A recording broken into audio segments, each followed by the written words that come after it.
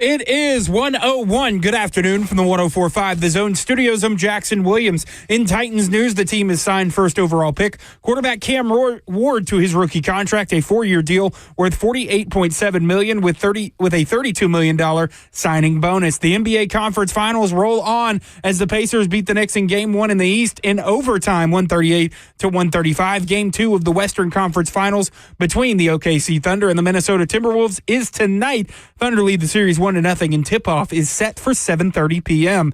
Tennessee baseball continues in the SEC tournament as they take on Texas this afternoon. Liam Doyle expected to be on the mound for the Vols, and first pitch is currently scheduled for 3 p.m. For all your foundation repair and waterproofing needs, visit USSTN.com. Breaking news at once on your home for the Titans and Vols. This is 104.5 The Zone.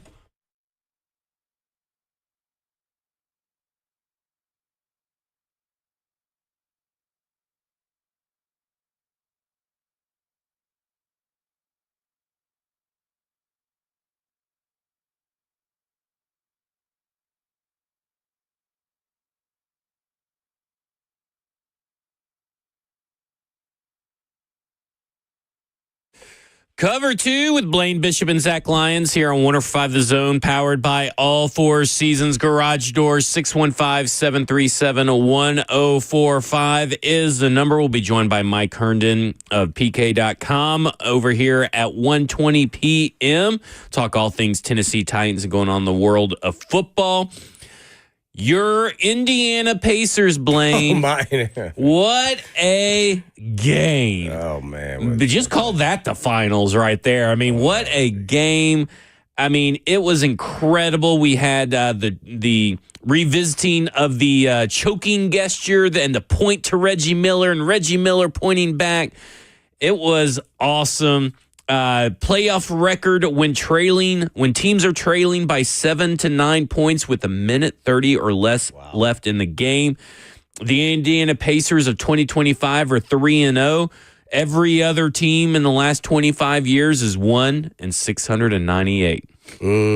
That is insane. Man, that was a fantastic game, man. And I really thought the game was over, to be honest. And I was like, they had it at hand. And then, the Knicks kind of slowed down their pace, but also they missed critical free throws. I want to say it was Towns, Cat, and might have been Bronson or somebody missed, where they had two shots and they only hit one of them. And I think that really, OG was the guy.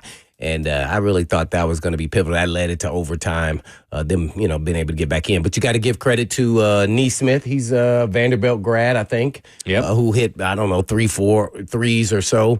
I remember he's from South Carolina. He was South Carolina Player of the Year over Zion Williamson. That's when I first noticed him. And then naturally Halliburton was clutch. And then, he had the big cojones to take the big shot and didn't make it, man. And he said afterwards he wouldn't have, did the choke sign because he thought he hit a 3. It was really only 2 to put it in overtime. So, but it was pretty cool because that was during my era. That's right when I was big time going to Pacer games at that time. And man, just to see Reggie Miller was so dominant, took it to all the big time players, including Michael Jordan, and wouldn't back down from anybody. So I really thought the Pacers would play well, not in the series overall, not just this game, but I didn't think they would win this series before it started. I thought the toughness of the Knicks would get them, even though the Pacers are tough and athletic. I think the Knicks made a grave mistake in that they played a pace game.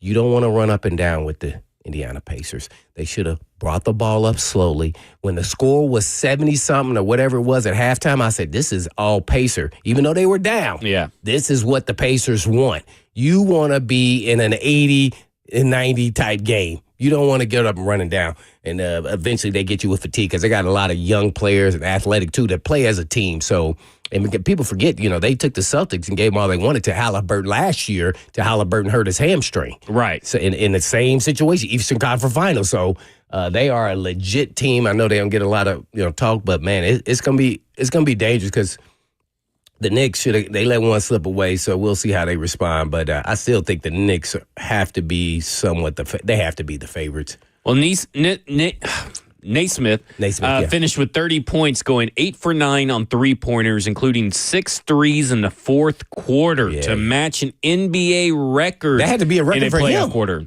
I'm sure it was. On points in general. Yeah. So Halliburton contributed 31 points and 11 assists, making them the third Pacers duo to each score 30 points in a playoff game. Wow. Yeah. It is insane. So game one. Was that the best game? I know we haven't watched a lot of NBA. The best game this season in NBA. I think it's one of the best games I've watched. I mean, well, I guess maybe there's a lot of Jordan games, that were really good, but like at least in the last 10 to 15 years, probably one of the best games. Concur. What would you say, Jackson? One of the best playoff games I've watched, or any NBA game, in the last at least 3 seasons. 3 seasons, okay. Yeah. Game one marked perhaps, according to ESPN, the most unlikely of the Pacers playoff comebacks. I talked about one little nugget. Here's another nugget. Entering Wednesday, teams that trailed by 9 or more points in the final minute of the fourth quarter or overtime in the playoffs were 0 and 1,414 since 1998. According to Live Sports Bureau, now they are 1,001 to 1,414. So, one of one. That is a game. That is a one of one kind of game, one of one kind of a performance. Just a history-breaking performance right there. Yeah, no doubt about it. So, with that being said, do you think the Pacers won the game and took it from them, or did the Knicks choke it up? I think when the Pacers shoot the way they did in the fourth quarter and overtime, the Pacers won that game. I did love the choking celebration at the end of regulation, but I think the Pacers won that game. The Knicks didn't choke it away. I think you could say that maybe if you're looking at the entire, I think what you should say is that I think the Pacers took advantage of it. I think they're a team that said, hey, we know where you're at. We know we got you right where we want you, and we're just going to take advantage, which is them winning, right? I mean, they won that game. Yeah. It's just that to me, it's like they recognized that the Knicks were falling into a trap of their own, creation. And the Pacers like, okay, this is our chance. We're going to go and win this game because it looks like the Knicks do not want to win, or they cannot win. They can't get out of their own way. And to me, I think there's a lot of layers to it too, because apparently the Pacers, people have joked on them and dunked on them, saying they're a lot like a college team with how close they are and how they've been together because they're all super young. But to me, that's special, and that's what they said. They said it's special. We love playing with each other, and and listen, the Knicks are kind of the same way. They're not as young or anything, but they are a team first. We've talked about 3 it. Villanova guys. Yeah, and Indiana pulled off the win despite 43 points from Jalen Brunson, 35 points from Karl Anthony Towns. So, I look at it and I go, they tried, but the Pacers won. They were the better team last night. It's a long series. I'm interested to see how the Pacers handled the success and how the Knicks handled the failures in Game 2. Yeah, this game, I don't know if that's really a big issue. The Pacers are a tough-minded, tough team, and they're going to give it all they got. They proved that to me last year, and it's somewhat the same team. I'm more so seeing how the Knicks respond because the pressure's on the Knicks now. They're playing at home. This is their time. And so I would say we wanted to see how they respond, not just tonight, but just the rest of the series.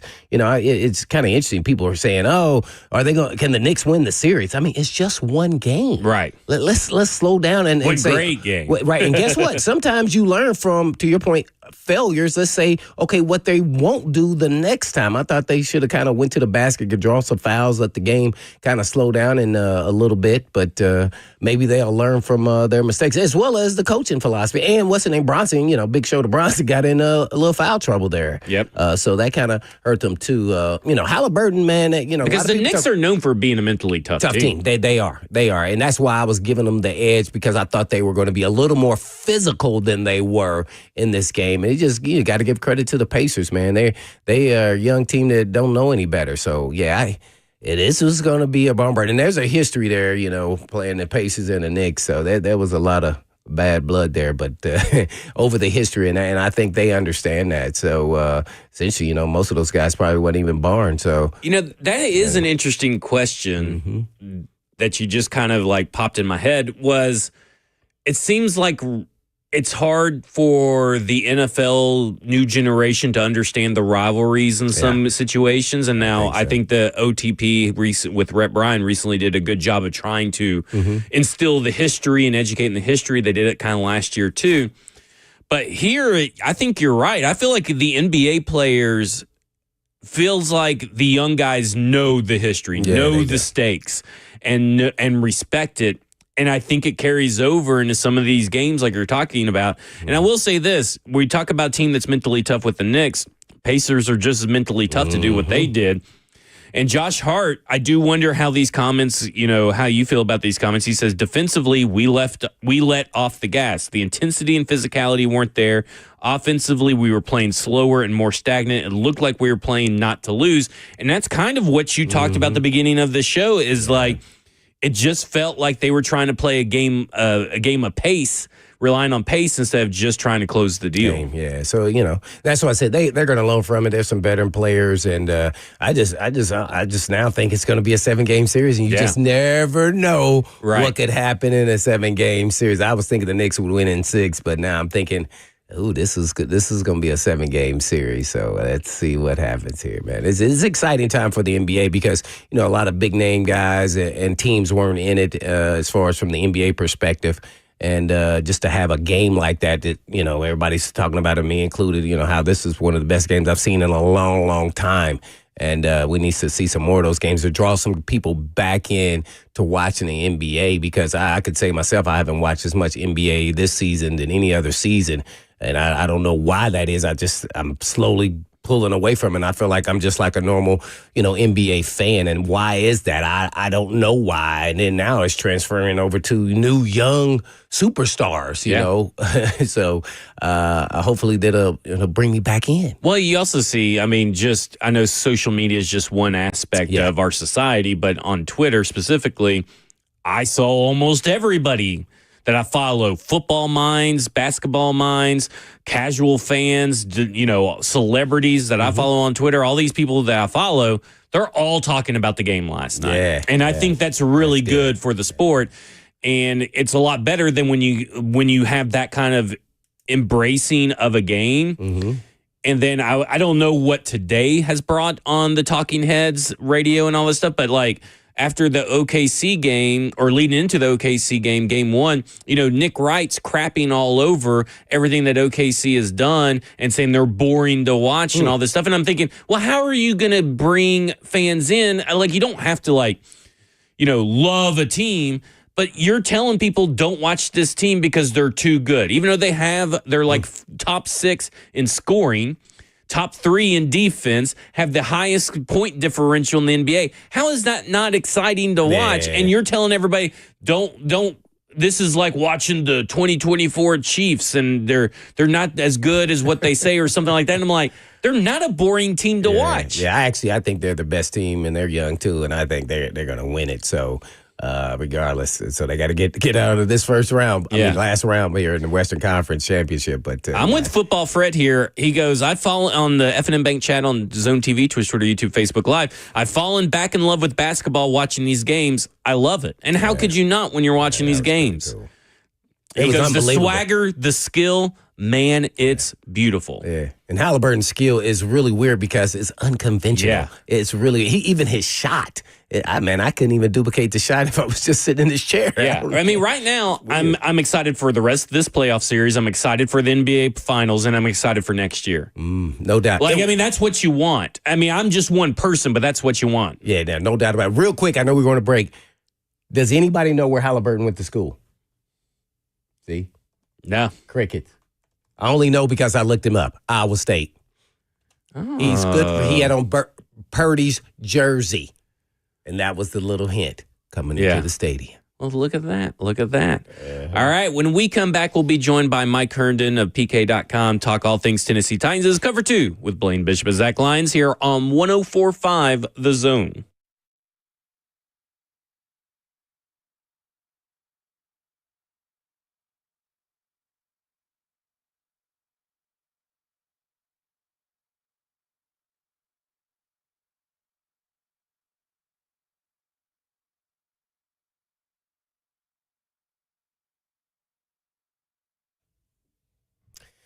Guys, if something's holding you back from performing at your best, it's time to do something about it with performance enhancement treatment packages from Edge Peptide. Whether you're in the gym or on the course, with Edge Peptide hormone therapy, you can show up stronger, feel better, recover faster, and stay in the game longer. It also can boost your energy, build lean muscle mass, and, heal from those nagging injuries that you have. And so as an athlete myself, I know how those injuries can affect your game. So if you're struggling with joint pain, suffering from a recent injury, or looking to recover faster after surgery, Edge has you covered.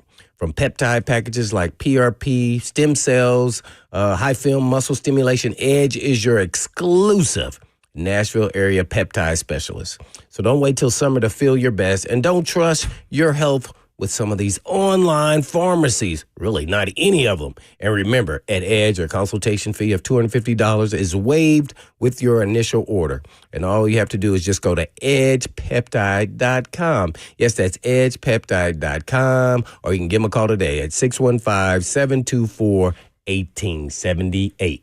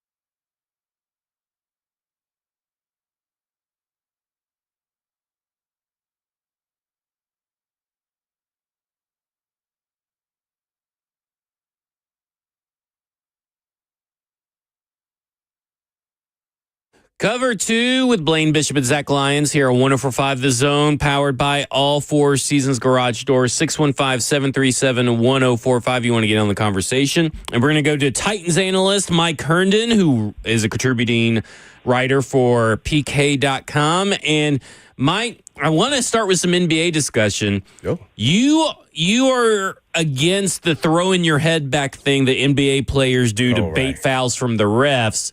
That just seems like it's commonplace now in the NBA. Hasn't that been going on for like 10 years? It's been going on for a while, entirely too long. It's just so annoying for me to watch some of these guys, and I think Jalen Brunson's a common offender of this. Shai Gilgeous-Alexander certainly is a common offender of this. But it's the whole, and I think maybe James Harden was kind of one of the forebearers of this trend, but it's just like this whole playing the game in search of fouls. It's so irritating for me to watch. Just play basketball. If you get fouled, you get fouled, but stop trying to sell every single call or every single contact into this like theatrical ridiculousness. It's so irritating to watch. It's the most annoying thing about the NBA, which I love. I am a huge NBA fan. I just hate to see that. It just detracts from the game in a major way, in my opinion. Now, the Dallas Mavericks have the number 1 overall pick. Everybody assumes they're going to take Cooper Flagg, but are you still a Dallas Mavericks fan, or have you shifted allegiances elsewhere since they shipped Luka Doncic off?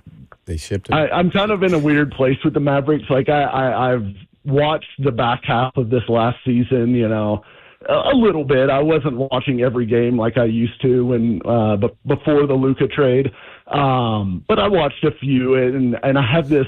I don't know. I've got a long history with the Mavericks. I was at Game 5 of the 2011 Finals when they beat the Heat and went up 3-2 right before they clinched it back in Miami in Game 6. So I do have a long history with the Mavericks now, and it's hard for me to quit them completely, but I feel like I have shifted allegiances to the Spurs because I just cannot support Nico Harrison and that front office or the new ownership group that has come in and not only just the Luka trade, but the way that they've attacked him in the media ever since the trade, and just I don't know. This just seems like a very dumb leadership group in Dallas, and I refuse to support them. Until they either, and obviously the owners aren't going anywhere. So even if Nico Harrison gets fired, it's still going to be Patrick Dumont. I think I'm moving my allegiance to the Spurs. Speaking of leadership groups, the Tennessee Titans head coach had a press conference earlier this week where he talked about trying to foster more leaders in the locker room. What were some of your takeaways about the leadership that he is trying to instill, according to the press conference, versus what you thought you saw or felt you saw in 2024? Yeah, I mean, I think this is kind of, I don't know, I think this kind of reinforces what I felt towards the end of last season, or really throughout last season, was just that this team felt rudderless in a lot of ways, or there was not that guy, maybe that's not fair to Jeffrey Simmons, but there was not enough guys on that team, I think, that were willing to step up and hold teammates accountable, call people out when things were not good enough, and kind of keep all their teammates rowing in the same direction. I just felt like when things went awry last year, they all kind of allowed it to just go sideways on them. We saw that with a lot of the, kind of falling apart late in games, the second halves being bad. I just felt like once things kind of went wrong, and several players spoke to that. I think Peter Skoromsky mentioned that several times, that, they had a hard time when things would go wrong getting it back on track. And I think that's a lack of player leadership specifically. And look, I mean, we talked about this a little bit too, that they've lost a lot of big personalities in that locker room, or big presences in that locker room, between Derrick Henry and Ben Jones and Taylor Lewan and Ryan Tannehill. Kevin Byard, all these guys that have gone out the door over the last few seasons. And that's just it's hard to replace. And I don't feel like they've had a lot of people step up, at least not that it's kind of hard because your play has to be to a certain level to really be a leader and a high-level voice in that locker room. But you also have to have the personality for it. And I don't feel like they've had a lot of players match up both of those over the last year or two.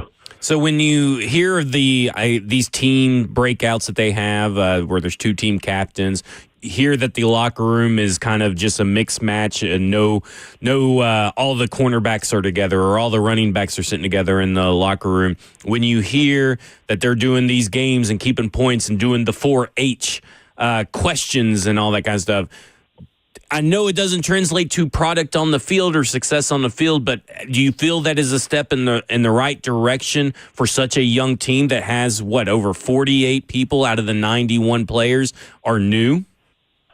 Yeah, I think it's something that has to be done. I mean, you've got to build cohesion and you've got to build a certain connection within the locker room because not to bring this back to my own personal rooting interest, but that's one of the biggest things that changed when Steve Sarkisian took over at Texas, and all the players you'll listen to. Gunnar Helm had already spoken about this, in his post-draft interviews about the change in that locker room and the change in the culture in the building, how players interact with each other, what those relationships are like, not only in the locker room and on the field, but off the field. Who do you hang out with when you have downtime? Is it your teammates or is it other people? And so that's something that can really change because it's not like Texas was not talented when Tom Herman was there. But they just did not have the culture. So I do believe that culture is a real thing, even in professional sports. I think college, it's probably a little bit more amplified than it is at the pro level when players have families and kids, and it's not as much hanging out after practice kind of deal. It's go home and take care of your family. But I do think that there's an important aspect to that locker room cohesion and playing for your brothers, in that group that needs to be established. And with it being such a young and new group, like you mentioned, I think they got to start somewhere, and I think this is a good attempt to lay a foundation for that. We're on the phone with Titans analyst Mike Herndon. You can follow him on Twitter at Mike Herndon SK1.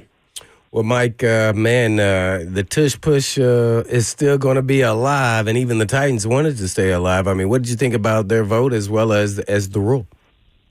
I'm pro tush push. I know it's not the most exciting play to watch in sports, but at the end of the day, if you can't stop it, then I think it's a legal football play. I mean, someone's going to have to stop it. And if you don't want the Eagles to keep doing it, somebody's got to figure out a way to push them back at the front, which is tough because they are very good at it. But I think, just because a play is hard to stop doesn't mean it should be illegal. I think it's up to the defense to figure out how to keep those guys out of the end zone. So.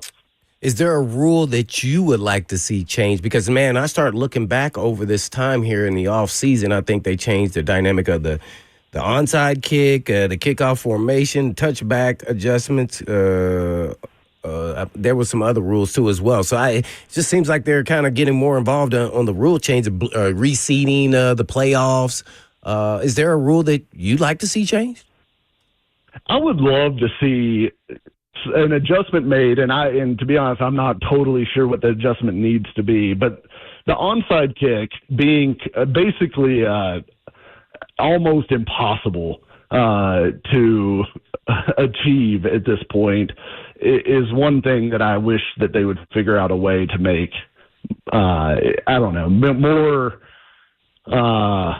more exciting at the end of games, because I think nowadays it's like the rate of recovery is certainly in the less than 5% range, and it just becomes like a formality at the end of games. Whereas I feel like in the past it was a lot more unpredictable, and you would actually get excited if you were down three and had scored the touchdown to cut the gap and could do the onside kick and maybe have a chance to get into field goal range. I thought that brought some excitement to the end of games, and I hope they can find a way to maybe make that a little bit more of a realistic scenario again.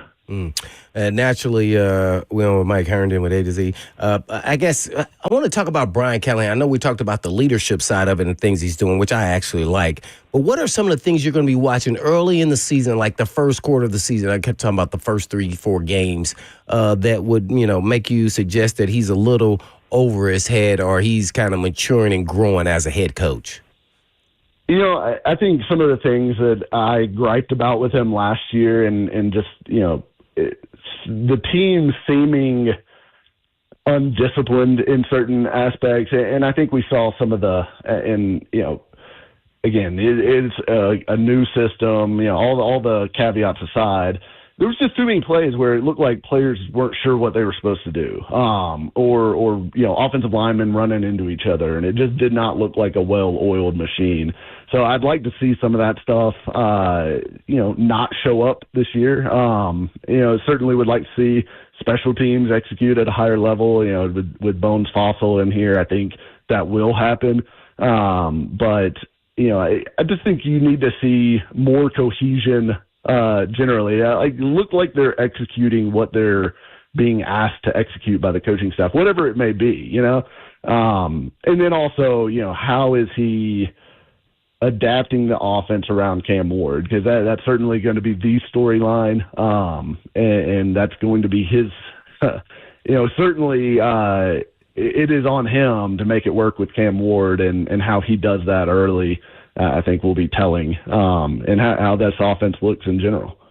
I'm big on chemistry, and I know the offensive line is going to have two new pieces, and the center may be out in training camp, slightly every now and then, and Lloyd Cushenberry. But when you hear that they need to develop chemistry with the offensive line early, and then we kind of sit here, myself included, would say, hey, it takes a little bit of time. Is that time passed, and we can't say that they need time? They need to be ready week one?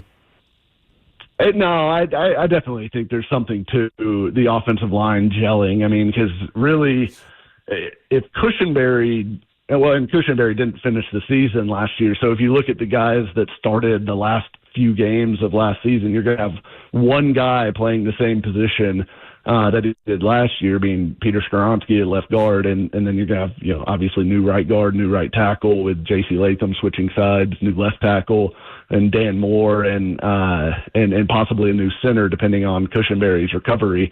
That's a lot.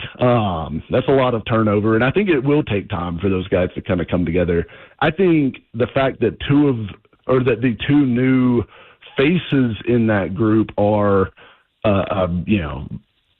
long-time veteran in Kevin Zeitler, who has got skins on the wall and has, gone to new teams and had success right out of the gate. And then Dan Moore, a guy who's played 4 years at left tackle at the NFL level and has a lot of experience in his own right. I think the fact that those are veterans coming in should make the gelling process maybe a little bit quicker. But there's still that unit. And then I also think on the back end, the secondary, those are the units that they almost have to be seeing the game through one mind. And it just takes time. It takes time and reps. And I think they'll get there. And maybe they'll get there sooner than they would if it was a bunch of, rookies or first year guys in the mix there. But, it will take a little bit of time, I expect, and I think that's fair. Yeah, lastly for me, Mike Herndon, the head coach of the Tennessee Titans. Will Levis looks much improved in the preseason and has shown better than Cam Ward in training camp and preseason. What would you do as the head coach? Who are you starting at quarterback week one versus the Denver Broncos? Oh, that is a good question. Man, the expectation is absolutely that it's going to be Ward, right? And I think people will be disappointed and upset if it's not. I think you have to go with Ward and ride up the lumps because I think this team has already signaled that they are done with the Levis thing, no matter, what they might say about, giving him reps in camp and that they want him to develop as well and all that. You don't take the guy number 1 overall to sit him behind a guy like Will Levis. So I think they still have to go roll Ward out there.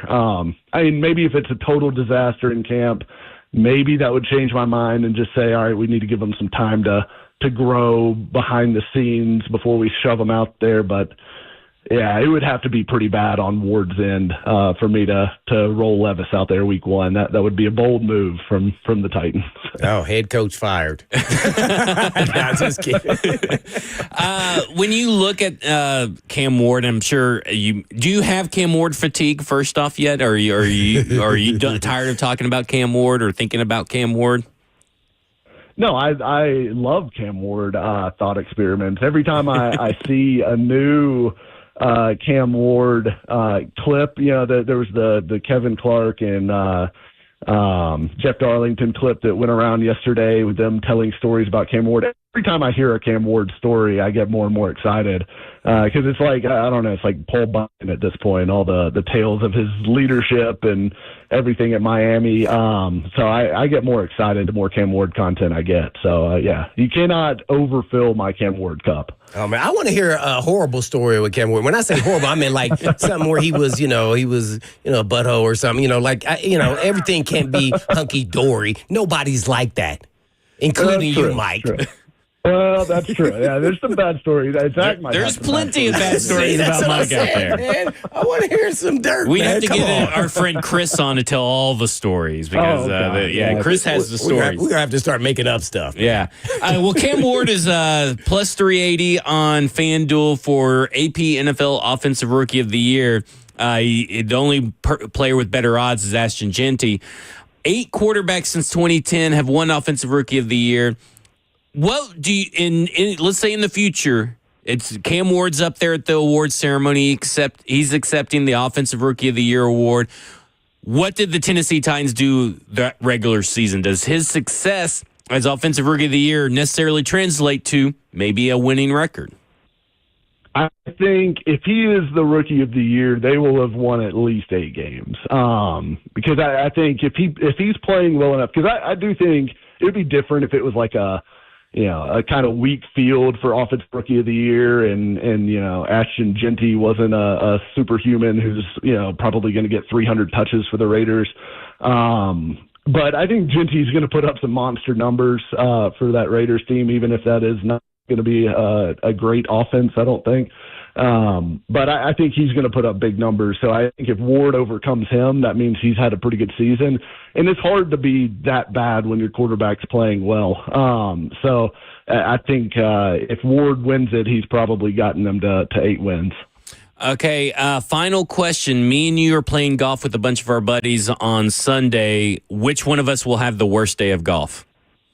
Oh, me, 100%. I have been meaning to go to the range ever since we decided to do this, and I have not been once. So I have probably not swung a club in 6 months. So this is going to be a disaster. This sounds like a Will Levis under my belt. It sounds like a Will Levis excuse making right here, man. I'm just saying all my friends who are listening right now should bring helmets and protective gear. There's no telling where the ball is going to come off my glove. I'm with you. Just like Will Levis. Thanks, Mike, for coming on and joining us. I'll see you on Sunday. Mike Herndon, you can follow him on Twitter at Mike Herndon, SK1 on Twitter. And, of course, he's a contributing author over at PK.com. Really appreciate it, Mike.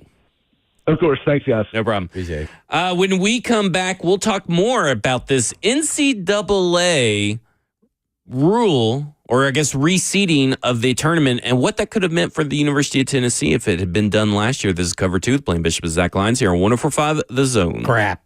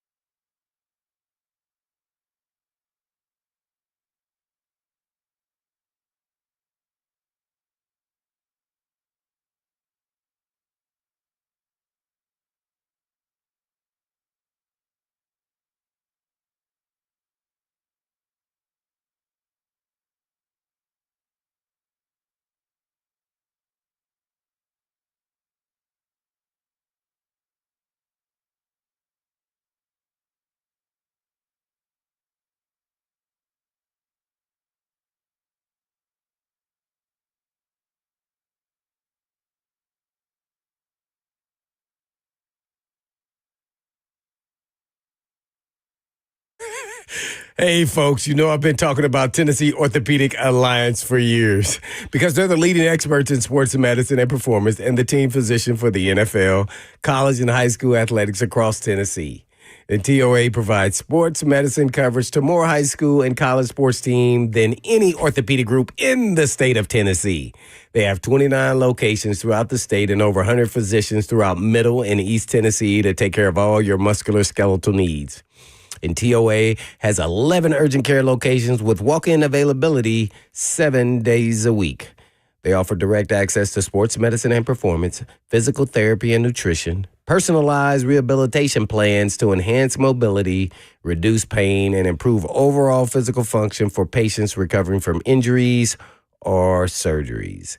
And TOA also offers sports performance training, a specialized program designed to enhance athletic performance and provide tailored training solutions for athletes at all levels, including Jackson. So please check out your services at TOA.com. Yes, that's TOA.com.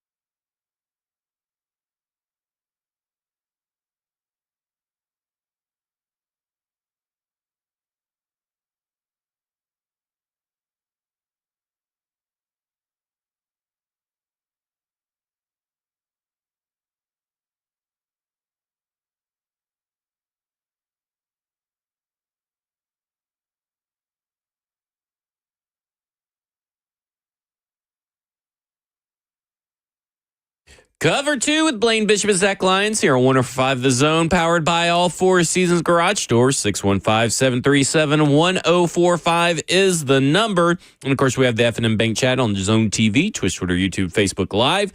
Got some breaking news. I don't know if you want to do the news drop. Do you think it's news drop worthy? It's breaking news. It's bad stuff on Cam Ward. It's bad.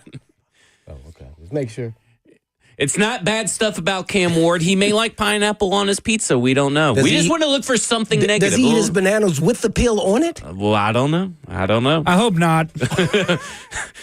We can't have two quarterbacks that do that. Maybe he eats an orange like that. Or maybe he just eats an onion like an apple. Okay. Maybe that's what it is. Sure. This is from Brett McMurphy. Of course, earlier today, they was getting put to a vote anyway, but it has passed. Huge news, 2025 college football playoff changes to straight seeding. Top 4 seeds get first-round byes, regardless of if it won a conference title or not. Conference champs still get auto bids, but are seeded based on ranking. This will be the final year of the 12-team playoff system, with 2026 playoff expanding to either 14 or 16 teams. Ooh. If straight seeding was in place last year, the biggest difference is Texas and Penn State would have received first-round byes. Boise State drops from number 3 to number 9. Arizona State drops from number 4 to number 11. And Tennessee would have played SMU. Which begs the question. That was posed to us before we came into the studio by Joseph Bonanno of the 3HL producer. And he asked if Tennessee, and I want to get your input on this, Jackson, if Tennessee had played SMU and Tennessee had won, would Nico still be around? No. So you think he would be gone regardless, even with the playoff win under his belt? I think unless they won a national championship, I think we're still going through this. Do you think that is hard feelings creeping in to your logical discussion? No, I don't think this was about the playoff game. I don't think this was about the Ohio State game. I mean, there's talk about him threatening to enter the transfer portal before the Ohio State game, so I don't think the result of that game mattered in the situation with Tennessee. Well, would it have mattered to the point where maybe because he did ask for a raise before the playoff game, that maybe if he would have won the playoff game, that maybe they'd be more willing to give him that raise? Blaine, I'll pass that question to you. What do you think about that? Yeah, and I do think that he would be there because I think they would have gave him the raise. Because they would have thought, okay, now we'll make it the next round, or if they won even the next round, or if they lost, and how they would have lost, I think it would have changed perspective a little bit. You said we're right there, got to bring our starting quarterback back. So, yeah, I think it would have changed a little bit. At least it would have. I think they would have approached it a little bit differently. So, yeah, I think it made a difference.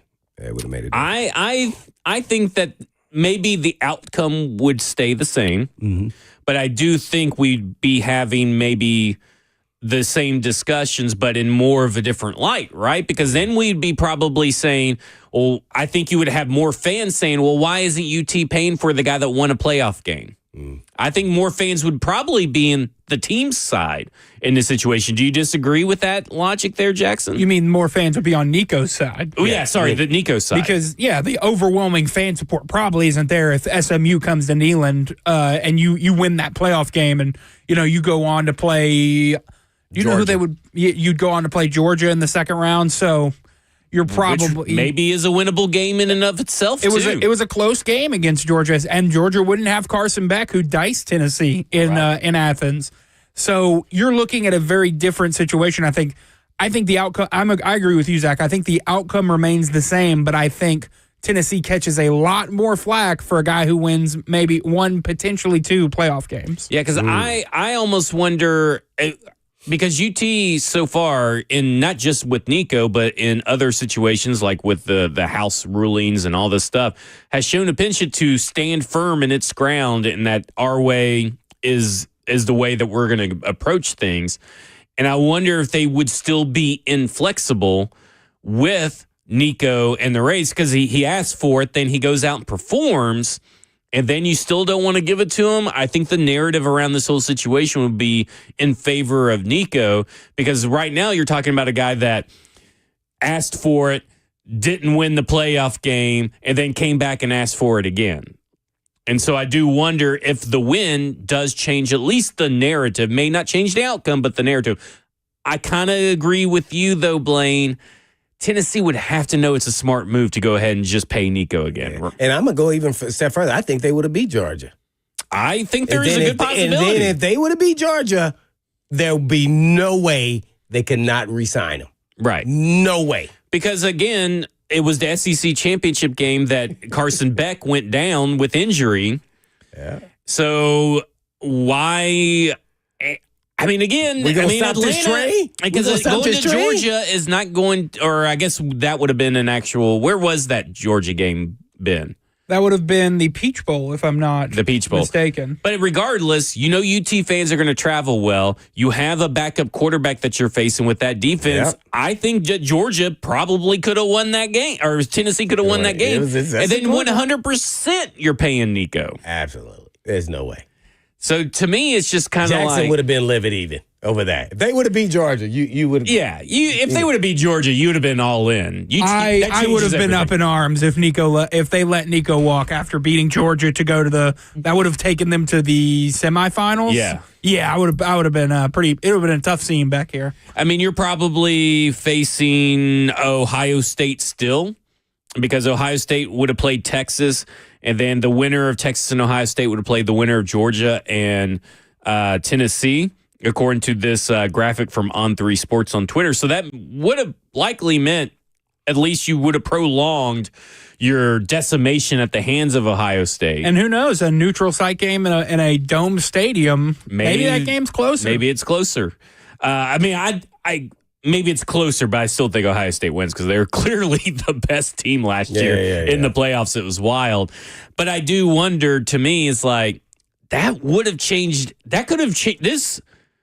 If this would have been done last year, that could change the whole history of the University of Tennessee program. This could be an inflection point where in a couple of years after Josh Heupel's fired, we're going to be like, man, if they'd only would have reseeded it in 202024. I'm just joking a little bit. Who gets fired first? I thought you were making a bold prediction. He's going to be fired in the next 2 years, man. What are you doing?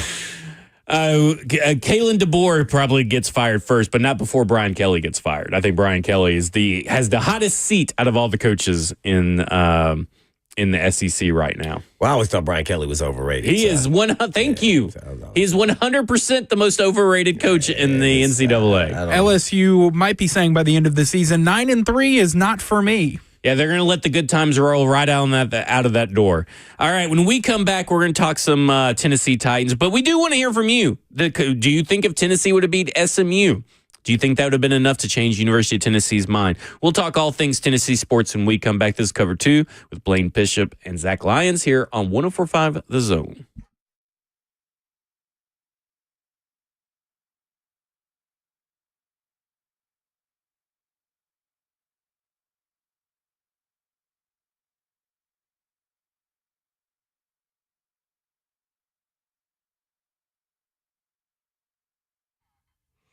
Ever wonder how I keep my mojo? Well, hey, it's Blaine Bishop here. And if you're looking for the best tacos in town, you got to check out Mojo's Tacos. They've got 3 amazing locations, including my favorite spot in Nolensville. And Mojo's Tacos is where the magic happens. Whether you're craving their mouth-watering carne asada, their delicious fish tacos, or their famous street corn, they've got it all. And don't forget their house-made salsa that packs a whopping punch. And each location has a great vibe. Perfect for the family night or, catching up with your friends. Plus, their friendly staff will make you feel right at home. So head on over to Mojo's Tacos and taste the difference. Trust me, you won't be disappointed. Mojo's Tacos, 3 locations and 1 unforgettable experience.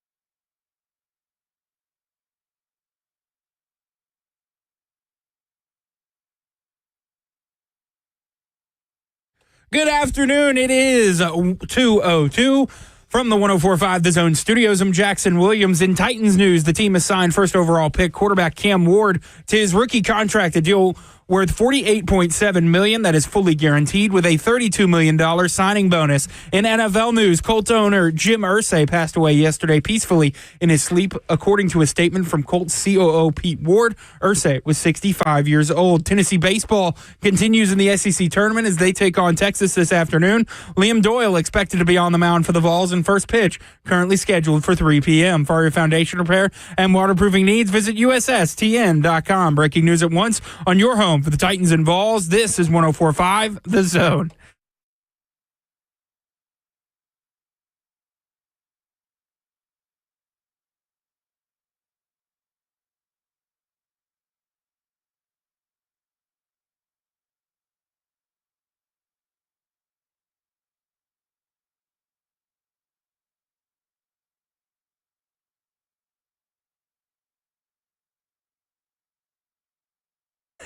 Hour 2 of Cover 2 with Blaine Bishop and Zach Lyons here on 105 The Zone, powered by All Four Seasons Garage Store.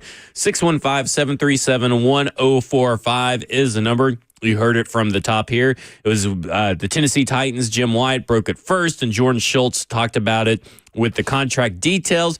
But Cam Ward signed his contract, and he has agreed to a 4-year, $48.75 million fully guaranteed rookie contract, including a $32.1 million signing bonus.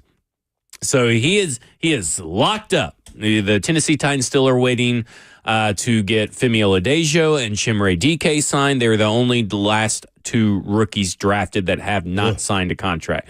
But this kind of ties into kind of what I want to talk about. Ramon and Will were talking this morning about Offensive Rookie of the Year, and it kind of like made me want to do a little bit of research and all this stuff. But we've talked about it before on the show in just passing, but the Cam Ward winning Offensive Rookie of the Year, and I asked Mike this in our interview with him, Mike Herndon, how much of that to you is going to correlate to team success? Like how much of what he does to earn the Rookie of the Year actually correlate to team success? Because there are quarterbacks and other, running backs and wide receivers that have won the awards since 2010 that didn't have a winning record. Like it was Kyler Murray went 5-10-1 his rookie year, but he still was able to win Rookie of the Year. And I really think it should have been A.J. Brown, but that's just me. But how much of that to you actually correlates to the success? Well, yeah, that's hard to say because you could have great stats and your team still doesn't win, even at the quarterback position. So I don't know the history of quarterbacks, but just because he's played solid, let's just say he plays a notch better than the quarterbacks that played for the Titans last year and not having some of the drastic snafus. That could put him in a position where he could be in the finals of Rookie of the Year. I would assume that a running back or is a little bit easier because they're going to have 300 carries or so. So it's a little bit tougher, but he could have success and grow and get better as the season goes along and still not Rookie of the Year. And they still may not win games. So you just hope that it all does correlate, but sometimes it doesn't, so you can't say. I think it's an individual deal. That's kind of where I'm at. I don't know. Obviously, if your quarterback's successful should translate to wins, but it's such a team sport. Mm-hmm. Yes, he plays the most important position, but what if your defense lets you down? What if a wide receiver in a great game, a close game, drops the ball that could have been the touchdown or at least got you in a field goal position? All that kind of stuff still can happen even while he's having a great game. Or overthrow. An overthrow, like you probably saw with the Chigakonkwo throw today. That's what I'm talking about. Whether that was on purpose or not, who knows? No, it could be taken. I don't know. Do you know some gambling stuff is going on? But that was I saw that clip too from our boy Easton Freeze. I forgot all about that. So, I look at it and I go, obviously, win-loss record doesn't necessarily matter, but it does help. How much of this being a weak quarterback class, draft class, where there's likely not going to be a lot of other rookies starting the majority of their team's games. Maybe Tyler Shuck does at the New Orleans Saints. How much does that play into him getting the quarterback boost all by his lonesome? Well, I mean, we're still talking about getting Rookie of the Year. Yeah. I don't think it's going to matter. I think Genty's going to win it. You think? Yeah, Well, I'm looking at Pete Carroll. I played against him when he was the head coach. I mean, so I just think he's going to run the football, so that guy's going to get his opportunities. And he's going to run the football, and that's just kind of his scheme and system, just like they run the cover 3, zone matchup scheme. So I just think he's going to have a better opportunity to do it. But, who's to know? He may get injured. Because you're only competing against Raheem Mostert, Sincere McCormick, Zamir White, and Dylan Lobby as behind him. Those are the running backs behind him. So it would stand to reason that if they're going to run a lot, Ashton Genty, like you said, probably gets 300 carries, and maybe Raheem Mostert gets 100. Right. And so it's going to be really hard unless he ends up just not being that good, or the offensive line does not block very well or something like that. Yeah. And listen, 4 running backs have won it in the last since 2010. So it's not unheard of that a running back gets Rookie of the Year over a quarterback. Yeah. Well, I'm going to just give you some little advice for me, what I did personally. I never set out to have individual goals. Right. I always set out to be the best version of who I can be. If you start comparing yourself to other people and other players, you're going to get lost in the shuffle. All you can do is do what you've been given. And that's it. And sometimes that's scheme-driven. Sometimes that's your ability. So as long as you know that you did the best of and gave the best version of you, and you prepared and you went out there and executed, that's all you can ask. And whether that gets you Rookie of the Year, Pro Bowl, whatever it may be, it will happen regardless at some point in time. You can't be worried about what's on the resume. Well, everything else takes care of itself, right? If you are focused on focused on the craft, and focused on being the best person that you can be, all that other stuff will take care of itself. I want to go. I wanted to win the Super Bowl. Yeah, I think I said that a little earlier this week or so. Yeah, that was the only goal that I actually set for me personally. Now, on the offseason, you're always looking to get better at your craft, and you're trying to improve. And where that will take you, you don't know. But you're trying to perfect something, and sometimes it's just fundamentals. And then sometimes it's proving how to watch film, what to watch in film, how to be prepared a little bit better for each and every game. I mean, so there's different mechanisms there that you can be better, and you still may not get rewarded with an award. Right. I'm gonna say that. And that shouldn't. And I think in this generation, I think it matters because because it'll work itself out. It was interesting. What was the stats? Real quick, I don't want you to go forward. Didn't Vince Young get Rookie of the Year, guys? He did back in 2006. What was his numbers? And I know Kerry Collins played a little bit there. I don't know I can't recall how many games he started. It was like half and half. I felt like it, but I don't know. He started 13 games his rookie year. He was 8-5. He was 51.5% completion percentage, 2,199 yards, 12 touchdowns, 13 interceptions that year as a passer. Now, as a runner in 2006, he had added on 552 yards, 7 touchdowns on top of that. So, obviously you got to take into account all of that. But he was a Pro Bowler and All-Pro Offensive Rookie of the Year. Not an All-Pro, but AP Offensive Rookie of the Year. Who were his competitors as far as who else got like second or who was he in contest? Was it other quarterbacks? Let's see here. It was Marquise Colston. With the New Orleans Saints. Receiver. He went 1,038 yards and 8 touchdowns. It was Maurice Jones-Drew, who went for 941 yards rushing, 13 touchdowns, 436 yards receiving, and 2 touchdowns. It was Marcus McNeil of the San Diego Chargers, who was a left tackle. Which that didn't last long. I don't even remember that guy's name. I didn't either. I don't even remember Marcus McNeil. He must not have lasted much longer after that. And then Reggie Bush came in 5th. With 3 votes. So it went 9 for Colston, 9 for MJD, 6 votes for Marcus McNeil, and 3 votes for Reggie Bush. And he had 565 yards, 6 touchdowns on the ground, and 742 yards and 2 touchdowns receiving. And what year was that? That was 2006. Now, do you think the numbers of the other players were strong? And what I'm getting at, do you think that was a weak class that he was competing against? Because he only started 13 games. So, and then none of them really was a quarterback, was it? Who was the quarterback? No, they were. He was the only quarterback. Yeah. See, so was that, you know, I mean, how do you feel about who he was competing against? I mean, I don't know. Maybe MJD should have got it. right, and 900 something, right, 900 something yards rushing. And Because then that's what stood out to me. 436 yards and then 15 total touchdowns. Yeah. Yeah.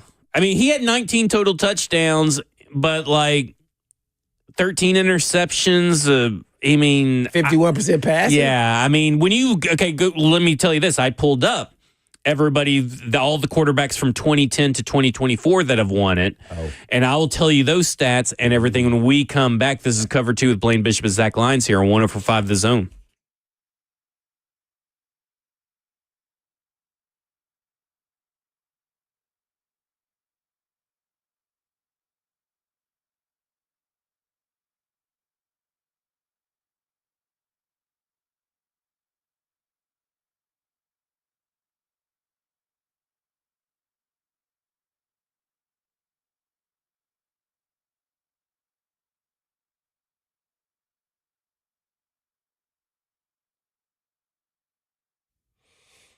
King and Associates Insurance in Brookwood stands out as an independent agent, offering more than just a range of insurance options.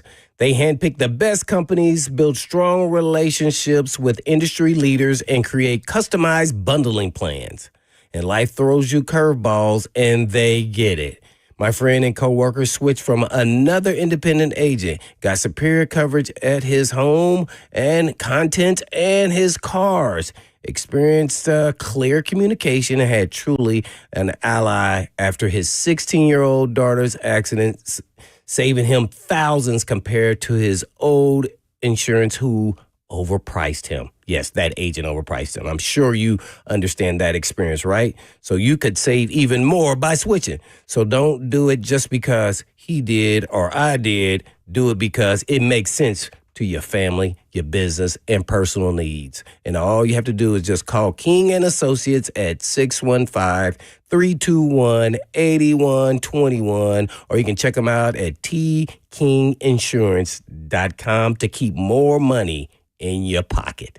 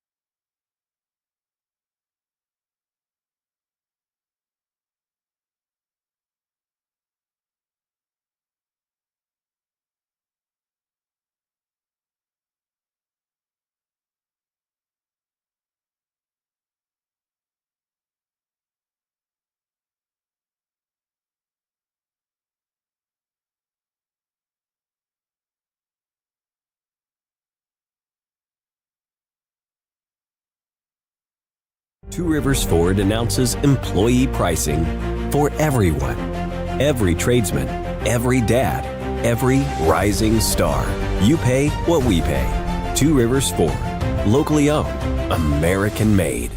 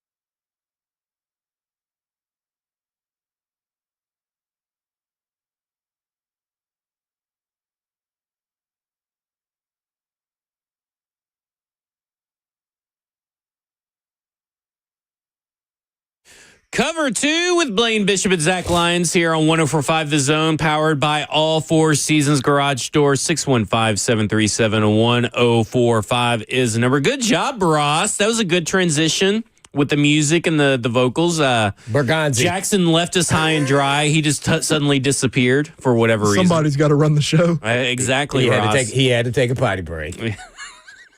I did, in fact. That's okay. We got you covered. They got you covered in there. So when I think Dixie brings up a good point about the Vince Young, because we were talking about how Maurice Jones-Drew, he's part of an 8-8 Jaguars team. He put up a tremendous amount of stats. He had some big moments. But speaking of moments, I think Dixie brings up something right here is that part of this is that you need to win games and have moments. I feel like the moments is the biggest part. So Dixon having him back check. So the moments. And he did talk about there was the OT run against the Texans. Yeah, he had some great runs, yeah. There was the 21-0 comeback against the Giants. And he started the game with the Colts where there's the infamous Rob Baronis game-winning field goal against Peyton Manning and the Colts. So he had moments. Yeah, he definitely did. And I think that is because I think that is what, when voters are kind of thinking about things, and I think this is a great point, is that, it's these moments that made that special. And probably those moments tied with a little bit of the moments of the magic that was that Rose Bowl game, right? The national championship. Because you got some of these games that remind you of that, this guy could be special. He's got that clutch gene in him and all that kind of stuff. So even though the stats aren't nearly as good as what we're about to talk about for the rest of these quarterbacks that have won Offensive Rookie of the Year, the moments probably mattered that year. All right. So let's translate it to now. Okay.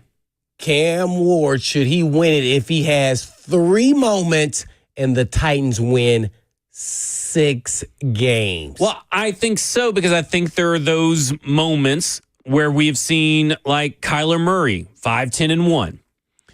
Okay, he had some wow stuff on tape that year, right? I mean, everybody was like, this is the guy. He hasn't really turned into the guy, in my opinion, but hey, that's Arizona's problem, not ours. You look at Cam Newton, who he threw for four. Listen to this. So this was the most. This was incredible to me. I love finding stats when I'm doing research and stuff, and I'm like, man, is this true? Oh, it was afterwards. He was over 4,000 yards, right? 4,051 yards his rookie year. Never threw for 4,000 yards ever again. Yeah. Isn't that wild to think that a rookie threw for 4,000 yards, then never threw for 4,000 yards ever again in his career? No, because he thought it was going to be easy. So he didn't do anything in the offseason besides just keep doing what he was doing instead of preparing for adjustments, me getting better. What can I do? Because he was a freak of nature now. Yeah. I mean, this guy was big, strong, fast. He could outrun. He could throw. I mean, that there, man. He should have thought, okay, how can I continue to improve? Yeah. When you have a season like that. Yeah. And like, they went what's the leading 6-10. Did Warren Moon ever throw for 4,000 yards? I think he only did it one time. He's a Hall of Famer. And Cam Newton 6-10 that year. The Panthers. I shouldn't say Cam Newton. The Panthers were, because look at this. This is a perfect example of a guy with a lot of stats He had 60% completion percentage. He threw for 4,051 yards, 21 touchdowns, 17 interceptions. Oh. But 21 touchdowns. Then he had all the running, yardage and touchdowns, and they still only won 6 games. Isn't that kind of wild to think about? Then you go look at Justin Herbert in 2020. Threw for 4,336 yards, 31 touchdowns, 10 interceptions. They went 6-9. So again, just because you win Offensive Rookie of the Year doesn't mean squat for your team if the rest of the team isn't good. But I do think, to go back to your original question, if he's got the stats and he's got the moments, wins don't matter. Mm-hmm. And I think it's just been a situation where Jaden Daniels had the moments and they had the wins. CJ Stroud, his rookie year, he had the moments, but they still had the wins because they were good teams. They were complete teams. And so, again, Jaden Daniels went 12-5. CJ Stroud went 9-6. Like, those mattered, but I think it's because of those moments, those stats, and the wins for those particular years, but it's not congruent or doesn't matter every year. All right, I'm going to ask you a question. Okay. How do you view Caleb Williams after 1 year? I'm jury's out for me. I mean, like, I'm not saying that he's... Look up his stats. His stats are very similar to Jaden Daniels. Right, that's what I'm saying. Yeah. So we all view it like, he didn't play well. It becomes a tiebreaker. Right. Well, no, I wasn't talking about who was winning and losing. Because there wasn't a big moment that really stands out in your mind. The perception was that he had a bad year. But when you go look at his stats, you go, well, he threw for over 4,000 yards. That's a guy that you feel that should take a rebound this year, right? I mean, like, when you look at Caleb Williams, there should be a big leap. And it could be interesting. He threw for 3,541 yards. 3,500. Jeez. But, I mean, we're talking about 3,541 versus 3,568 for Jaden Daniels. Mm-hmm. We're talking about 20 touchdowns and 6 interceptions for Caleb Williams and 25 and 9 interceptions for Jaden Daniels. Oh, so it's because they won. And a little bit because they won. But also, he took 68 sacks that year. Caleb Williams had 68 sacks in 2024. And to me, when you look at that and then compare that to Jaden Daniels, 68 sacks. You sure that number's right? That's correct. 68 sacks in a season? 40. How does he walk? Yeah, 47 sacks for Jaden Daniels. So what if the sacks disparity isn't there? Is Caleb Williams Rookie of the Year? Or are the Bears making noise in the playoffs? And that's the situation where it's like, really, Caleb Williams had a good year, but because the team kind of stunk around them, they had a joke of a head coach who got fired midseason, offensive coordinator got fired midseason, and because their offensive line was getting him sacked, he didn't have the stats to maybe overcome the lack of a winning record. He didn't have the moments to overcome lack of the win. Because remember, his big moment is that they threw away that Thanksgiving game because nobody called the timeout, including him, didn't call a timeout at the line. So, like, that's his big moment. That's his stigma. I'd love to see how many of those sacks are on the quarterback. Yeah, I would too. I'm sure there's enough. Man, that's a lot of sacks. What does anybody know off the top? I know Jackson just knows all these stats. What's the most sacks in a season for a quarterback? You going to look that up for us? Man, all right. Man, is it like, 68 is a lot. I can't imagine what the record is. 90? 76 by David Carr in 2002. Away. Yeah, he wasn't too far. He's 8 sacks away, I guess, from tying the record. Yeah, golly. That's a lot. Boy, man. That's a lot of cold tubbing and hot tubbing. Yeah, and listen, Jaden Daniels had 891 yards and 6 touchdowns as well on the ground. So, you got to keep that in mind when you talk about it, because over here, Caleb Williams had 489 and 0 touchdowns. Again, one guy was running for his life. The other guy had it pretty easy. But some of that is because the offensive system helped with Jaden Daniels, is that they made sure to give him quick outlets in the passing game and gave him easy reads. And listen, it's worked. It's effective, and that's how you should probably treat rookie quarterbacks more, is incorporating stuff like that. Caleb Williams was in a disaster of a situation at Chicago. I am so interested to see what Ben Johnson does with Caleb Williams now that he's in Chicago. And I think that there's a This is a ball player right here, in my opinion. Caleb Williams is a ball player. What you got, Jackson?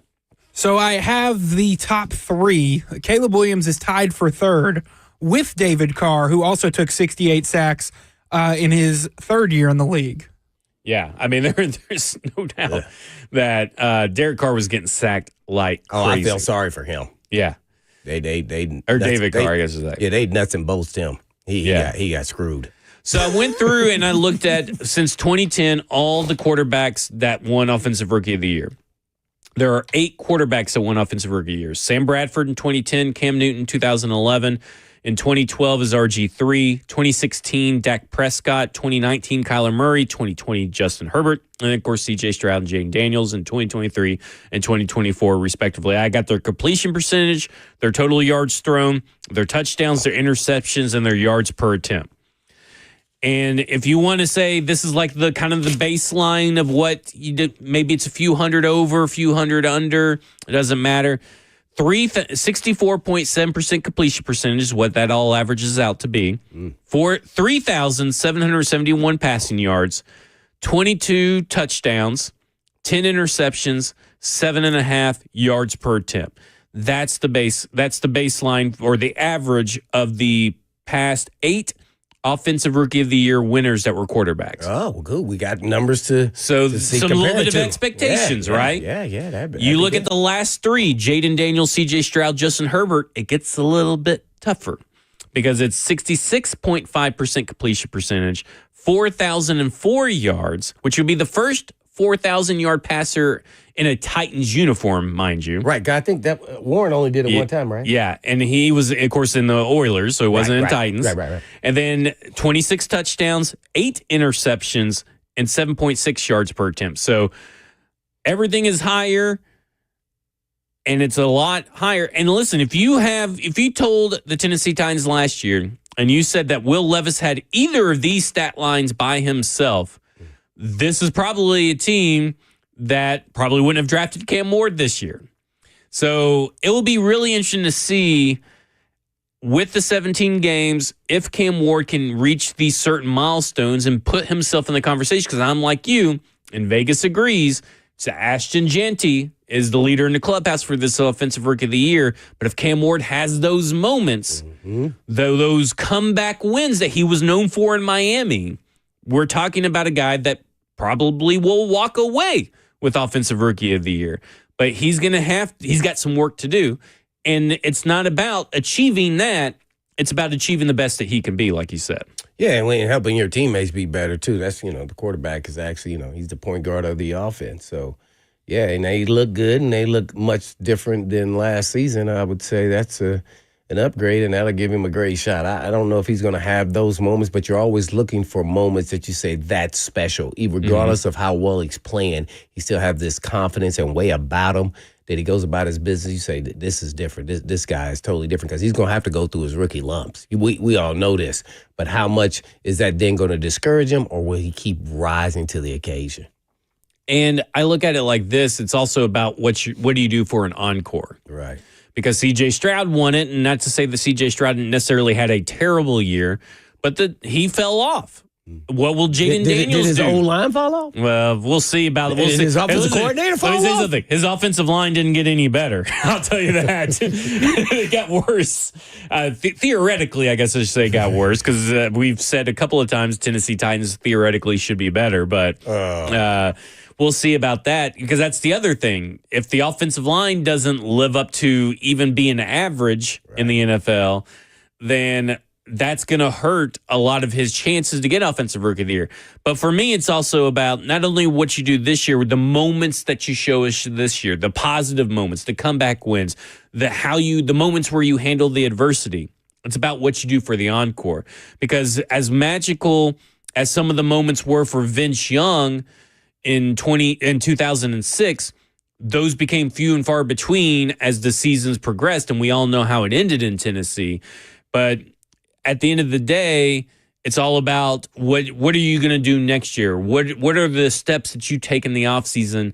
How do you prepare for next year when the defenses have you figured out? Because right now the Tennessee Titans are in somewhat of an advantageous situation where, sure, they got the scheme on tape, But how much are they going to fit the scheme around Cam Ward, and how now they don't really have tape on Cam Ward right now. So can they take advantage of that before the tape comes out and the defense maybe figures out Cam Ward? Do you think Coach Callahan put the offense around Levis? No, but I've heard that he's at least going to do things. I think he did some things. Yeah. I think there were some things that you saw change, and there were some things that you couldn't do. Like, I mean, because of the offensive line, maybe the quarterback play. But I don't think that there was because we talked about this a few times. I feel like there wasn't a guy you could when the moments got too big for Will Levis. I don't think there was a time that you could take the ball away and give it to Derrick Henry to make the offense functional.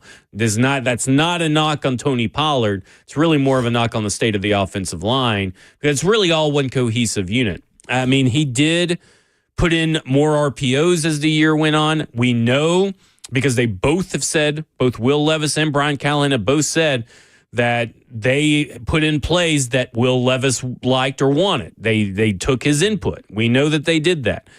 But I think that at some points the offensive line failed. I think at some points maybe the pass catchers were failing. I think there was a coaching issue as well. But I do think they tried. But I just think at some point, I think it was just an avalanche of incompetence happening one way or the other, whether it's the offensive line failed or the play calling failed or the quarterback failed or the wide receivers or the tight ends or the running game couldn't get going.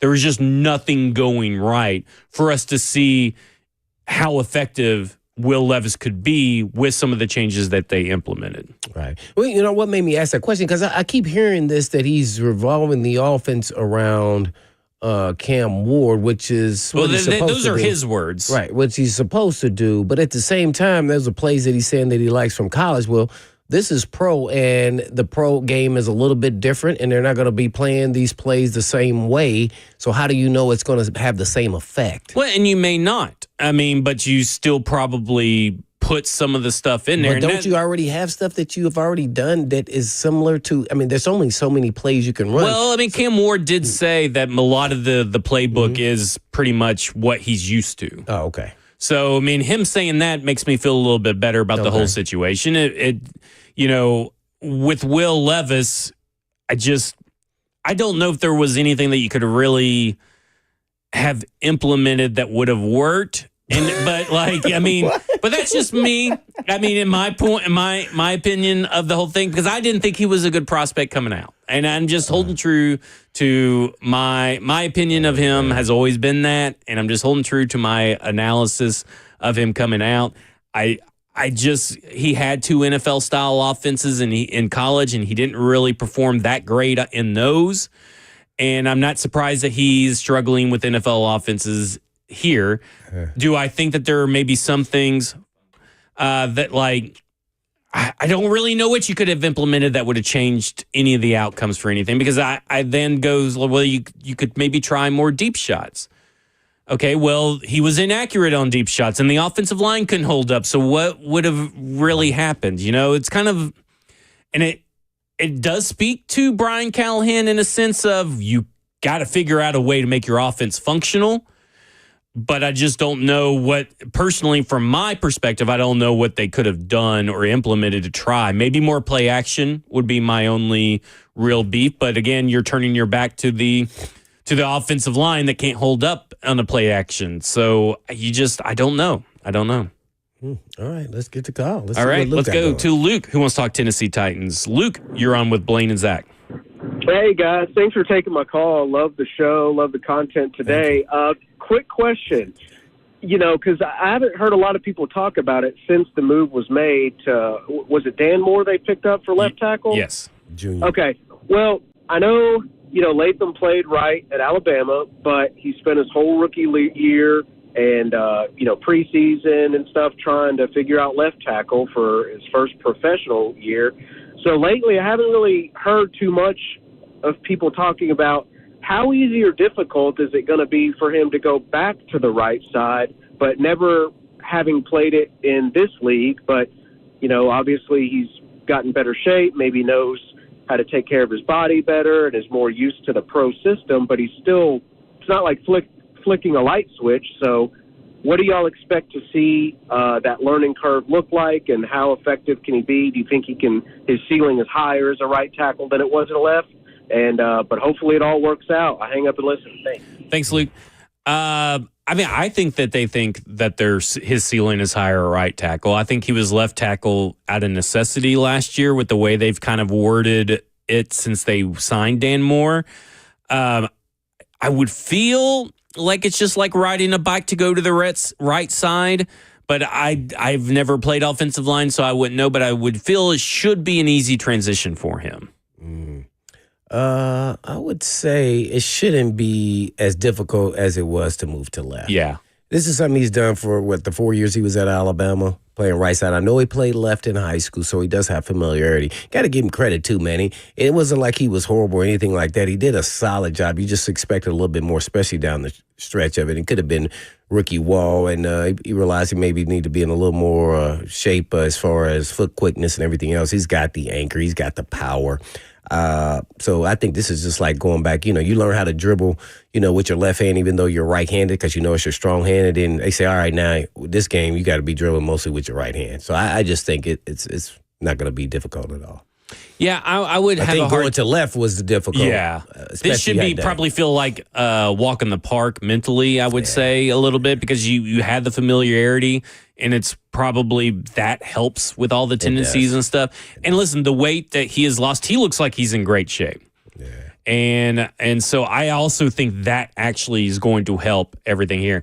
It really, and he's going to be he's going to be comfortable with the terminology, what's being asked of him by Bill Callahan. Everything won't be new. Everything won't be new, so I think that helps. I expect big things. I am of the opinion, and Ramon had said this, and I know you have said this as well, but everybody is kind of like, okay, it probably should not take 8 weeks for this offensive line to gel. I think that it should be at the maximum of 4, but I would at least like, even against Denver, to see noticeable improvements on the offensive line, even against Denver and against LA. Two of really, they got 4 of the toughest defensive lines that they're going to face, with also the Colts and the Texans. But I want to see noticeable improvements. They don't have to be shutting everybody out, but I don't want a game like the Chicago Bears game or this or that where, like Will Levis was getting like trounced. I don't want those games. I just want clean, average NFL offensive line play. That's all I ask. Who's the dominant player on their defensive end with the Broncos? Oh, Zach Allen. Oh, yeah. Oh, the pass rusher? Mm-hmm. Yeah. And then they got Nick Bonito on the other side. They got 2 really good edge rushers over at the Denver Broncos. They made the Pro Bowl? I do not know. But they're really good. Mm-hmm. What was their sack numbers? I know you're going to look it up, but why we looked that up. Reason why I'm asking these questions, is it more so that they, as a unit, are a real good defense together? But then when they're separate, when we start looking at them individually, there's nothing that stands out. Got a guy with 8 sacks here, another guy with 9 sacks over here. Nick Bonito had 13.5 sacks. Oh, good Lord. Jonathan Cooper had 10.5 sacks. Zach Allen, 8.5 sacks. And then you got John Franklin Myers with 7 sacks. So they had rookie Jonah Ellis out of Utah with 5 sacks. They had Nick Bonito got Pro Bowler, second All-Pro, and got some All-Pro Defensive Player of the Year votes. In the top 10 on defense. Yeah, and then Zach Allen was also an All-Pro as well. Second team All-Pro, and then All-Pro Defensive Player of the Year in that voting. Well, they had 2 players receive votes for Defensive Player of the Year on top of the winner of the Defensive Player of the Year. So 3 players got voted Defensive Player of the Year last year. Defensive Player of the Year. Yeah. They got votes. Okay, make it. Well, how about this? Well, they had 3 players on the team. Levels. Yeah. The first place guy was Patrick Surtain, and on the Denver Broncos. And then it went Nick Bonito and Zach Allen both got votes. And hence this is why I hinted around Will Levis should start the first game. just let him take all the bullets. Dare I say that? Yeah. No, you let him play the first half until he looks horrific, and then you put Cam Ward in. There you go. Well, let's talk a little bit more about that, but we'll also talk about the NFL rule change that did get passed and didn't get passed. This is Cover 2 with Blaine Bishop and Zach Lyons here on 104.5 The Zone. Okay.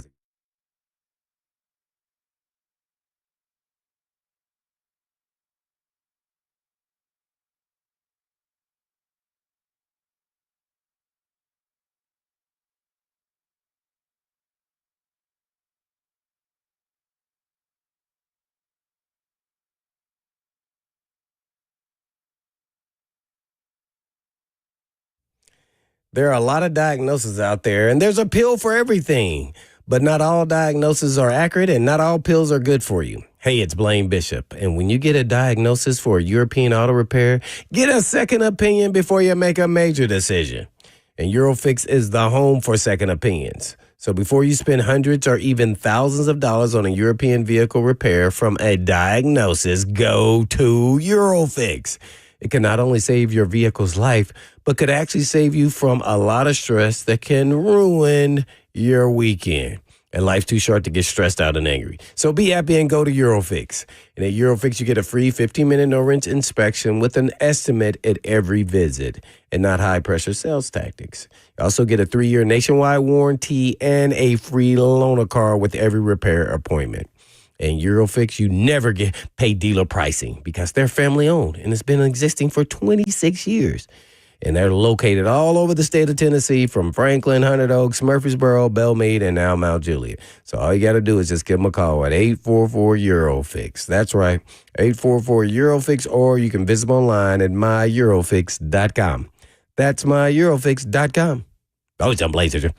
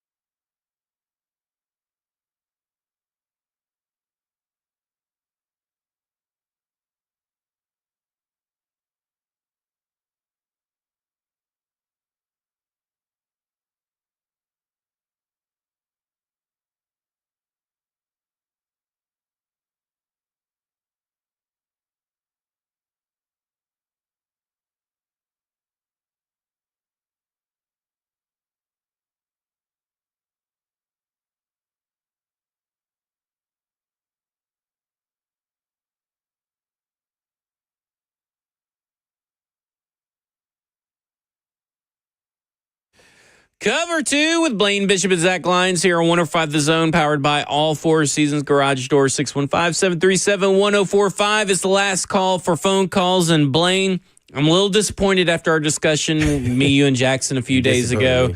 No playoff reseeding coming for the NFL. They decided to table the playoff reseeding. The proposal was pulled by the Detroit Lions, and no playoff reseeding. I lost 2 of those in the tush push. Yep. Man. I know. See if it happens next year. I'm just a little ahead of the curve. Hey, never wrong, only early. I look at it and I go, man, that was such a missed opportunity, because now you're going to see at least how the NCAA does. Here's my conspiracy theory. I liked your one on the Goodell one on the tush push one, and I do actually believe in that. I think there's something to that one. Here's what I got. I think the reason it got pulled, because I do think these are all quote unquote commissioner-driven rules that are brought. I think it got pulled because they wanted to see how the NCAA, they caught when the NCAA tournament was going to change this and go to a reseeding. They wanted to see, the playoffs, and they wanted to see how that was going to go over, how that's going to look, what those results yield, and then they'll bring it back. Oh. That's my little conspiracy theory on that. What do you think about that? Man, I didn't even know that they were doing that with the playoffs for the college. Well, maybe they I'm sure did. They may have known. Yeah, maybe that's what I'm saying. Maybe they caught wind. Maybe they caught wind, and they were like, "Ooh, we don't have to be the guinea pigs. Let's let the NCAA be the guinea pigs and see how it works out." I wouldn't put it past them, so I think you may be on that 2 times then. Yeah, there we go. There we go. Okay. Also, they did they approved the Olympics, which we thought that they would. Yeah. Now, obviously, they had Justin Jefferson out there. He's really excited to play and try to do it. I think he's the ambassador. Yeah, he's the league guy. So he was all pumped up and can't wait. Talking about he dreamed of, I'm like, oh my gosh, come on, bro. If you're the Vikings, are you allowing it to happen? Well, right now the NFL is supporting it. It's kind of a big deal. So you think that the Minnesota Vikings will saying they like it. Yeah. Will they let Justin Jefferson play because the NFL wants it to be a big splash? Of course, because he is the ambassador. He's the face of it, to be honest, as the player. Yeah. And as an owner and a coach, I am not happy about it. I'm just saying, I'm no way. Would you trade Justin Jefferson before? No, I ain't definitely not doing that. He's too good. Yeah. But you don't want to pull John Robinson? Nah, I just like, hey man, you know what? I would put the thought in his mind, like, hey man, we're risking a lot at stake, for the team. He's gonna be like, I'm the ambassador. I speak highly of it. I got to do it. And some of these guys, they're going to want to do it just because they want to show off their skills, like Tyreek Hill and Tyreek Hill. And I mean, these guys, man, it's some dudes that don't even play in the NFL that's probably better flag football players. I bet you. Yeah. So all we got to do is see an injury. And the reason why I say this, we used to do it at the Pro Bowl. We used to play sand football on the sand. And the guy, Edwards from New England, made the Pro Bowl. He tore all 3 ligaments in his leg on a charity type deal. Right. And then I was like, oh my gosh, his whole career was ruined. Right. I mean, they tried to play him after that, the next 2 or 3 years, but he was never the same. And I think they just kept him in the league because they knew it happened on their watch and they thought it was okay. That would be my biggest concern is that all these injuries that could happen. We talked about it when this rule got brought up, but man, if I know it's cool, the optics are nice, and it's really, and listen, there's, depending on who you are, maybe you don't feel this way, but I'm a big USA Olympics guy. Yeah, I am too. And there'd be no greater honor than to be able to play the sport that you have played and dedicated your life to on behalf of your country and bring home a gold medal. Yeah. But man, what a huge risk. Like quarterback, maybe not as big, but they're going to miss training camp a little bit. Quarterbacks are going to want to run. Let me tell you something. Right. I played a lot of flag football with a lot of guys who fancy themselves a quarterback, and they just want to Michael Vick it all around the field. And the reason why I say injury, most injuries in the NFL, it's not because of that injury that happened. Mm-hmm. It's the wear and tear from playing in the NFL that you have done something 50 billion times, and all of a sudden, this 50 billionth first time, it happens. And so that's the fear. Now, there's fear in everything. There's other sports that play, Olympics and everything else, but there's going to be missed time by quarterbacks. I don't know if I too much care for that either. If I'm a head coach and an owner, I'm like, Jackson's not here? I mean, he misses the first 2 weeks of our training camp. Well, luckily we got Ross. No, well, I'm saying Jackson. I was talking about Lamar Jackson. Yeah. But I'll be here during camp. So, So that's a tough pill, but they're going to have to. The NFL's backing it. I know. I love the idea, but man, is this going to be a one and done? Because what if someone gets a star player? What if Justin Jefferson gets injured, either training for it or during the game, and is out for the whole year? Are they going to even entertain doing this for the 4 years later? And I guess that would be 2032. Is the sun going to explode by then? I don't know. We got a meteor coming? Yeah, maybe. But I just wonder, I know that we're worrying about stuff that's going to happen years later, but it's stuff that is pertinent to worry about. I mean, let's say, case in point, let's say Cam Ward's career takes off like we all hope it does. Is he going to want to play in the flag football? Absolutely. And if he does, are the Tennessee Titans going to allow it? How do you feel comfortable about it? Like, those are the questions that are going to be asked. Although the league, the teams are going to have to, because it's mandated by the league. Yeah. The league is supporting this whole deal. You know why the league is doing this? I get my money. No. Oh. Because they want to be in these other countries playing so they can get now their league and divisions over there, and then they're going to start having teams in those countries. Oh, man. This is the beginning. They're way out ahead of us. Man. Yeah, they are. All right, that'll do it for us. 3HL's up next. This has been Cover 2 with Blaine Bishop and Zach Lyons here on 105 The Zone. And in the meantime. And in between time. Peace.